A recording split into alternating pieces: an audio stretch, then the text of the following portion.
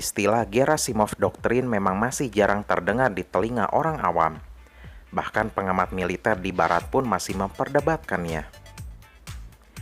Ia tidak secara jelas tersirat sebagai doktrin militer Rusia, tetapi melihat gelagat negeri beruang merah dalam perpolitikan internasional, Amerika Serikat dan sekutunya curiga bahwa Rusia memang sedang mempraktekannya. Lalu seperti apakah isi dari doktrin tersebut? Simak terus video kedua dari Pojok Stuka atau Studi Keamanan ini. Pertama kali admin mendengar istilah doktrin Gerasimov adalah saat membaca sebuah majalah bernama Modern War edisi bulan Mei dan Juni 2017 dengan salah satu artikelnya yang berjudul The Gerasimov Doctrine. Doktrin ini dinamai sesuai dengan nama Kepala Staf Jenderal Militer Rusia, yaitu Valery Gerasimov. Tepatnya pada tahun 2013, ia menulis dan berbicara tentang penggunaan perang hybrid dan juga perang non-linier di era modern. Ia merinci bahwa di era modern seperti sekarang, selain peperangan konvensional, dibutuhkan juga cara-cara non-militer untuk mendapatkan hasil militer secara maksimal. Ia tak hanya mengedepankan peperangan fisik saja, melainkan juga perang urat syaraf, perang ekonomi, perang cyber, hingga perang informasi berupa hoax yang menyesatkan sekaligus membingungkan orang-orang di negara yang menjadi targetnya. Peluru atau kontak senjata sama sekali tidak diperlukan atau mungkin sangat minimum. Mereka hanya harus memastikan agar penduduk di negara target mengalami kebingungan, tak percaya pada pemerintahnya sendiri, ketidakstabilan ekonomi, sosial, dan juga yang lainnya. Dalam doktrin ini juga tak dibutuhkan yang namanya deklarasi perang, yang artinya bahwa perang bisa saja telah dan sedang terjadi saat ini. Itulah yang ia sebut dengan perang hybrid atau perang non-linier. Bahkan dengan metode non-kekerasan seperti ini, hasil yang didapat terkadang jauh lebih baik. Berikut adalah beberapa rangkuman mengenai doktrin Gerasimov. Yang pertama, penggunaan cara-cara non-militer. Yang kedua, peperangan terjadi begitu kompleks karena melibatkan teknologi, psikologi, ekonomi, dan juga yang lainnya. Yang ketiga, bertujuan untuk melemahkan dan mengacaukan negara-negara sasaran beserta penduduknya secara psikologis, ekonomi, dan sosial.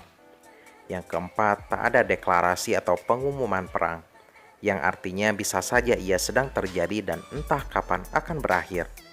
Dan yang kelima, ia bisa dipakai saat masa perang maupun pada saat masa damai. Gerasimov yang juga pernah dianugerahi medali Hero of the Russian Federation ini telah menjadi kepala staf Angkatan Bersenjata Rusia sejak tahun 2012. Dan semenjak saat itulah Rusia terlibat dalam banyak konflik. Masih belum jelas apakah doktrin ini telah menjadi doktrin resmi dari militer Rusia atau hanyalah pandangan Gerasimov seorang akan peperangan yang terjadi di masa mendatang. Namun bila berkaca pada tindakan Rusia selama ini, seperti dicaploknya semenanjung Crimea oleh Rusia pada tahun 2014, ada kecenderungan bahwa mereka sedang mempraktekannya. Pada saat itu, semenanjung Crimea beserta sejumlah fasilitas penting lainnya di sana dikuasai oleh ribuan tentara misterius bersenjata lengkap tanpa identitas sama sekali yang diduga merupakan serdadu Rusia. Bentrok senjata dengan tentara Ukraina pun terbilang minim. Keterlibatan Rusia dalam perang sipil di Ukraina Timur juga sangat kentara dan melalui berbagai cara, tak melulu menggunakan senjata ataupun kekerasan. Estonia dan Ukraina sudah sejak lama menderita akibat serangan-serangan cyber Rusia yang begitu banyak. Rusia juga dituduh ikut mengacaukan situasi perpolitikan di Amerika, terutama pada tahun 2016 ketika Donald Trump akhirnya terpilih menjadi presiden Amerika. Moskow diduga secara sengaja, terstruktur, sistematis, dan masif menjejali publik Amerika dengan hoax-hoax yang mengacaukan, sekaligus membingungkan. Trump disukai oleh Rusia karena pribadinya yang hawkish, populis, dan kebijakannya lebih berorientasi ke dalam negeri, sehingga komitmen, reputasi, dan pengaruh Amerika pada tingkat global berkurang drastis. Sulit untuk mengukur kesuksesan dari strategi Gerasimov ini, namun sedikit banyak terlihat bahwa reputasi Amerika di era Trump tak sebagus dulu. Hubungannya dengan sekutu-sekutunya di Eropa pun merenggang dan tak seharmonis dulu.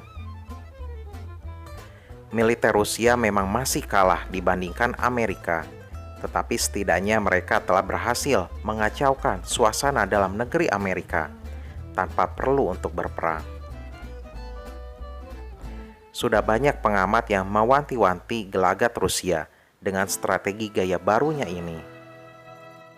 Namun doktrin Gerasimov ini tetap saja masih menjadi teka-teki dan kontroversi karena hanya sedikit yang percaya bahwa Rusia memang sedang memakai doktrin itu. Malah sang empunya sendiri mengaku bahwa yang disebut doktrin Gerasimov ini terinspirasi dari tindak tanduk Amerika sendiri selama mereka menjadi hegemon dan polisi dunia yang melakukan berbagai cara agar kepentingannya tercapai. Entah siapa yang benar, entah Rusia memang tengah mempraktikkan doktrin ini atau tidak, namun sepertinya kini yang sedang tersenyum melihat kekacauan dan kesemrawutan perpolitikan di Amerika adalah Vladimir Putin.